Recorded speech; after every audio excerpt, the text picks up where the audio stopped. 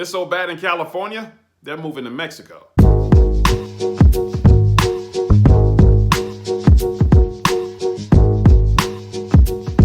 Welcome to the Rob Lett Show. I'm your host, Rob Lett. We call these segments Soapbox News. They're current events I felt compelled to get on my soapbox about, but it's also your chance to get on your soapbox in our comment section. Why Californians are moving to Mexico.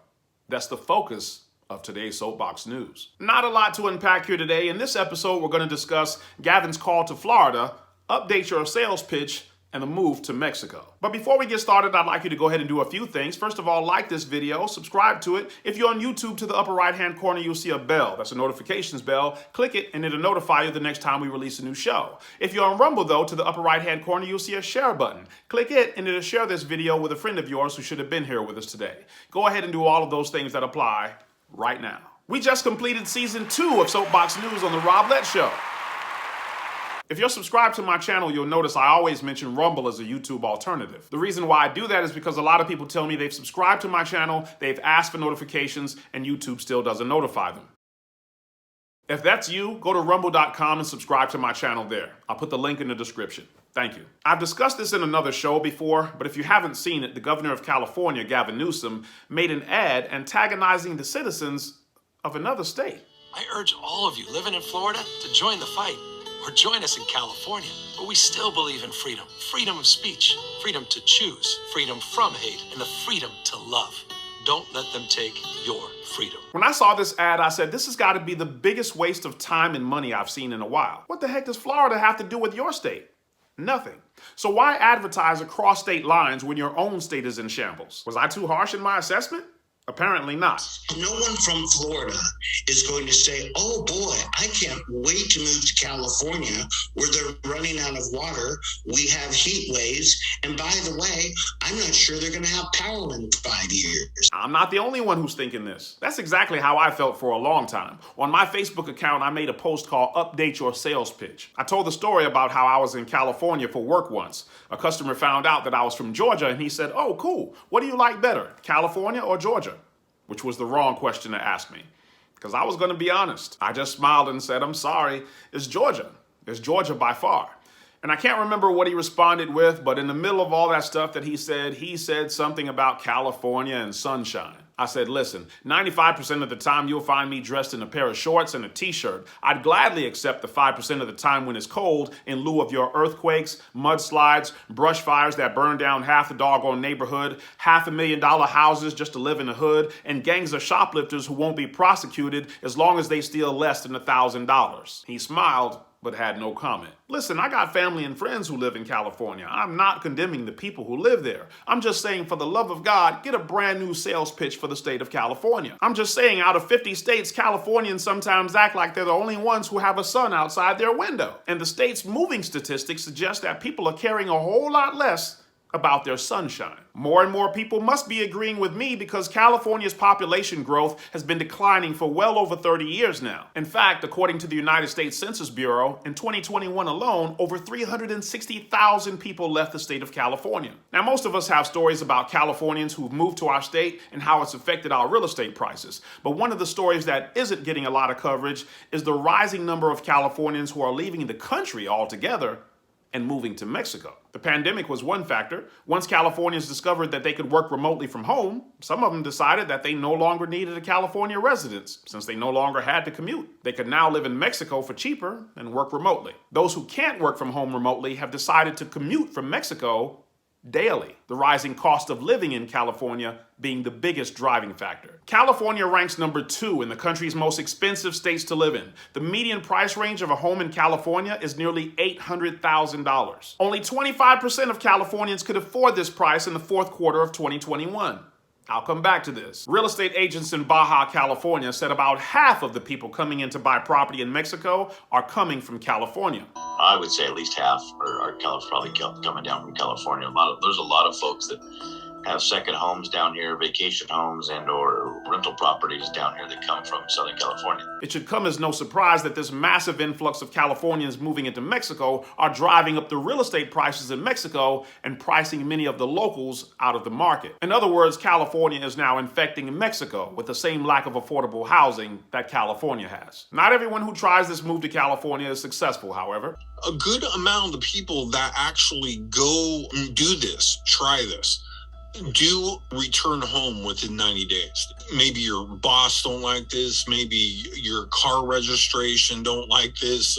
There is problems that exist for doing this. So the turnover rate for this is pretty quick. The minimum wage in California is $15 an hour, but the minimum wage for the majority of Mexico equates to about $8 per day. So 1 hour of work in California equals 2 whole workdays in Mexico. Gavin Newsom had to sign 31 affordable housing bills to the tune of $22 billion in September of 2021 as part of his California comeback plan. Isn't it ironic that the man who just spent $22 billion trying to get his citizens to come back is now running ads in Florida trying to convince them that his state is great?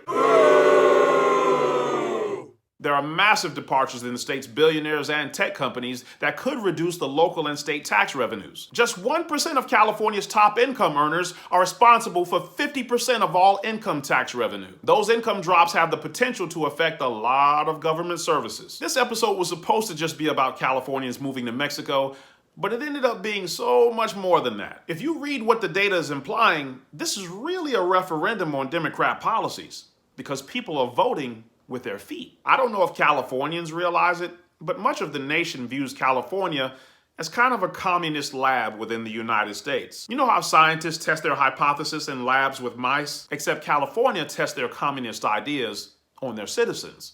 And if you're paying close attention, these ideas are failing miserably. First of all, every stat that I quoted in this video is backed up by real data. When I talked about the number of people leaving California, that number came from the U.S. Census Bureau as well as the Public Policy Institute of California. When I talked about California ranking number 2 for the most expensive state to live in, the source for that is Credit Karma. When I talked about the percentage of Californians that can afford the median price range in California, that data comes from the California Association of Realtors. The point that I'm getting at is, I didn't make any of this stuff up. So what does the data all mean? Other than the obvious. It means Democrat policies are failed policies. Here's why. Democrats love to complain about inequality and the wealth gap. And yet, in the bluest state in the nation we have, California, only 25% of their residents can afford the median price range. Translation, 75% of their citizens cannot afford to live there in the median price range of $800,000. So has socialism provided a solution to this inequality and wealth gap? Heck no. The other failure is, it's no question that poor people can't cut it in California, and the data also suggests that the wealthiest income earners are leaving California, and their revenue makes up 50% of the revenue collected. Pause. So if the poorest people can't be relied on for tax revenue, and the wealthiest people are leaving, who does that leave left? Answer, the people in the middle, who Democrats always claim to be fighting for, the middle class. Let me ask you a question. Have you ever been broke? Have you ever been so broke that you barely had anything to eat? When you barely had anything to eat, what did you eat? Answer, anything you can get your hands on, right? You weren't picky about what you found at home. You didn't even care if the food matched. If all you had was grits and ice cream, that's what you ate because you needed to survive, right? So let me ask you, when the government barely has anybody that they can tax, who do you think they'll tax? Answer, anybody they can get their hands on. And we've already established that the poor can't be relied on for tax revenue. The wealthy people have moved away, so the only people left to tax are the middle class, and the Democrats keep swearing up and down that they don't raise these taxes for the middle class. Can you see now that that's a lie? I've told one of my Democrat friends over and over again, this is one of my biggest pet peeves with the Democrat Party. They have this brand like they care about people. They have this brand that they care about inequality, when the truth of the matter is they don't treat people like people. They treat people like chess pieces. I told one of my friends who live in California, it wouldn't surprise me in the least if the state of California came out with a law that says, even if you leave California, you still owe us money because you once lived in California, almost like a prisoner. And he said back to me, oh, the state already passed that. I said, what? And I looked it up. He's right. And on my next guest, the Democratic Assemblyman Rabunta, who wants, I guess, Assemblyman, it sounds like a wealth tax, a surtax on those who have a worth in excess of 15 or 30 million individually. Could you explain how that would work? Yes. Thank you for having me, Neil. We're proposing a wealth tax, which applies a 0.4% tax on wealth above $30 million. It affects about 0.15% of the California population, so not the top 10%, not the top 1%, the top 0.15%, about 30,000 people, and should generate about $7.5 billion a year. How does it work? So is it 15 million for couple, 15 million individuals, 30 million for couple? How does that work? Yeah, if you're a married couple filing jointly, it's if you have $30 million in joint assets, the amount over $30 million is what is taxed, and it's taxed at the 0.4% rate. So you get your first $30 million untaxed. Your next $10 million is taxed at about $40,000. Your next $10 million after that, another $40,000. If I'm one of those 30,000 or whatever you said, Assemblyman, what's to stop me from bolting? I'm not going to put up with this. I'm out of here. Many have already. And we also have structured the wealth tax so that avoidance is not as simple as moving to another state. We have a phased-in approach whereby if you move in year one, you're 90% of the tax still applies to you. In year two, 80% of the tax, and so on for 10 years until it phases out. So we've looked at some of the wealth taxes. Wait. Are you saying, Assemblyman, that after they move and they've left, you're still taxing them? They're no longer California residents. You can't legally do that. For 10 years, the wealth was accumulated during their time in California, during the nexus that they had with the state of California, and that is what we're proposing in our bill. We believe we can do that. Certainly, we're open to dialogue and discussion as we move the bill forward, but we think it's a sound approach and has a strong legal foundation. Sounds like they'd be prisoners of California. The other thing I found interesting is the number of Californians who are capitalizing off of the difference between the US dollar and the peso. Remember I said earlier that the California minimum wage, $15 an hour, is the equivalent of 2 whole working days in Mexico? Wait a minute, isn't California the same state that wanted to penalize CEOs for being overpaid?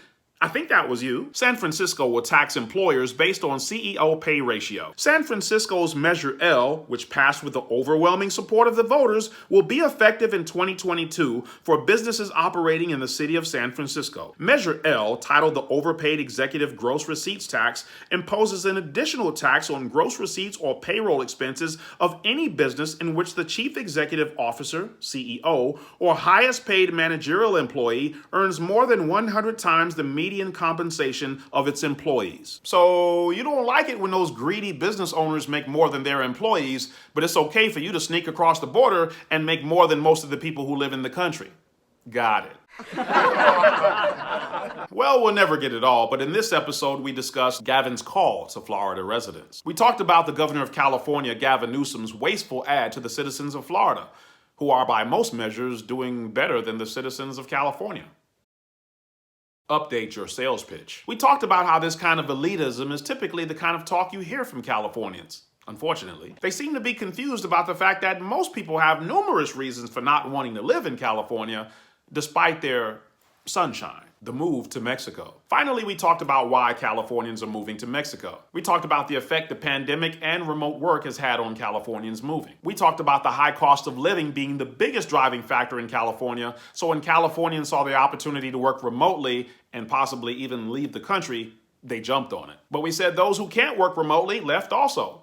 They just commute daily. We talked about the negative effects this influx of Californians has had on Mexico's real estate market, not only making the market there unaffordable, but also reducing the inventory because it's putting a strain on Mexico's development resources. And finally, we talked about the elephant in the room, the real reason why everyone is leaving California but doesn't want to say out loud. It's because of the Democrats' failed policies that are all concentrated in one state called California. The citizens of California have dispersed all across the nation and even outside of the nation without ever coming to the realization that the reason they're having to flee California in the first place is because of their own mindset brought to reality. Now, where have I heard that before? They will not draw the connection between their leftist ideology and the destruction that's all around them. That's where I heard it, and that's where I'll leave it for now. If you're new around here, our channel is a combination of both podcasts, long-form understanding of conservative principles, and soapbox news. Videos where you get to get on your soapbox about the latest news of the day. Be sure you like, subscribe, and share this video with a friend of yours who should have been here with us today. We'll see you next time.